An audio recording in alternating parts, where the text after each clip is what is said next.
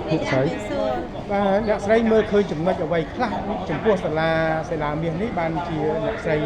ដាក់កូនមកសិក្សានៅទីនេះចាអរគុណលោកពូអ្វីដែលខ្ញុំសម្រេចចិត្តយកកូនមកសាលានេះ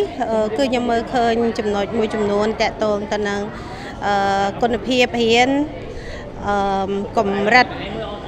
ភាសាដូចយើងដឹងនៅសាលានោះមាន3ភាសាចាហើយមួយទៀតតកតងនឹងសុជីវធម៌ចាដែលសិក្សាទាំងអស់ខ្ញុំមកឃើញថាគួរចាប់អារម្មណ៍មែនតើព្រោះសិស្សធំគាត់ចេះលើកដៃជំរាបសួរប៉ាម៉ាក់ឬអាណាព្យាបាលផ្សេងទោះបីជាគាត់អត់ស្គាល់ក៏ដោយអញ្ចឹងនេះមួយបង្ហាញថាកម្រសិស្សសាលាផ្សេងដែលគាត់ចេះលើកដៃសំពះបែបហ្នឹងអញ្ចឹងទៅបាទខ្ញុំគិតថានៅហ្នឹងជាកន្លែងមួយដែលពង្រឹងសុជីវធម៌កូនបានល្អចាហើយទី2ដូចខ្ញុំលើកមុនហ្នឹងអញ្ចឹងតកតងភាសាគឺនៅសាលាហ្នឹងកូនខ្ញុំអាចរៀនបាន3ភាសាដោយមិនបាច់ផ្លាស់ប្ដូរឬក៏ត្រូវការដឹកជញ្ជូនដោយសារតែពួកខ្ញុំប្តីប្រពន្ធខ្ញុំធ្វើការអញ្ចឹងពេលខ្ញុំត្រូវការឲ្យកូនរៀនខ្ញុំអត់មានពេលក្នុងការដឹកគាត់ទៅវិញទៅមកអញ្ចឹងកន្លែងហ្នឹងគឺជាចំណុចដែលខ្ញុំចាប់អារម្មណ៍ដែរហើយទី3នោះទៀតគឺតកតងនឹងសុវត្ថិភាពព្រោះខ្ញុំឃើញ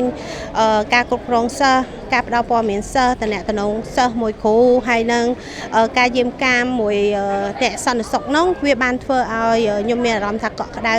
ហើយនឹងសុវត្ថិភាពក្នុងការទុកកូននៅនឹងពេញមួយថ្ងៃចាអញ្ចឹងនេះគឺជាចំណុចដែលធ្វើឲ្យខ្ញុំពិចារណាហើយសម្រាប់ចិត្តដោយមិនស្ទាក់ស្ទើរក្នុងការយកកូនមកដាក់នៅសាលានេះចាបងស្រីអាចបញ្ជាក់បន្តិចបានទេបន្ទាប់ពីការដាក់កូននៅសាលានេះបងស្រីបានសង្កេតឃើញថាពីចំណេះដឹងរបស់កូននឹងវាមិនដែរចាខ្ញុំមានកូន2នាក់ដែលរៀននៅសាលាហ្នឹងហើយកូនទី1គឺគាត់ចាប់ផ្ដើមរៀនពីមត្តេយ្យកម្រិតទាបរហូតដល់កម្រិតខ្ពស់គឺខ្ញុំមើលឃើញពីការ